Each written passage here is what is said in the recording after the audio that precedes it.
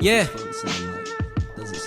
Bakit ba pinagbabawal ang halaman sa Pinas? Ano ba ang kasalanan ng halaman sa batas? Bakit kailangan pa nilang gamitan ng dahas? Di naman tumasama tulad ng nasa palabas.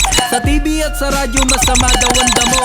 Natatawa na lang ako sa sinasabi nyo. Paano naging masama kung nakakagamot ito? Mas mabuti ang damo kaysa gumamit ng bato. Ang daming Pilipinong bulag sa katotohanan. Hindi nila makita yung halaga ng halaman. Kapag tunaligal ang Pilipinas sa yayaman, ang daming mga tao neto na matutulungan. Kaya paano naging masama halaman sa mata kung nakakabuti to sa kalusugan ng iba? Bakit di pa illegal sa Pilipinas na bansa? Bakit pinagbabawalan pa rin to, putang ina? Tingnan mo na lang yung kalagayan sa Pinas.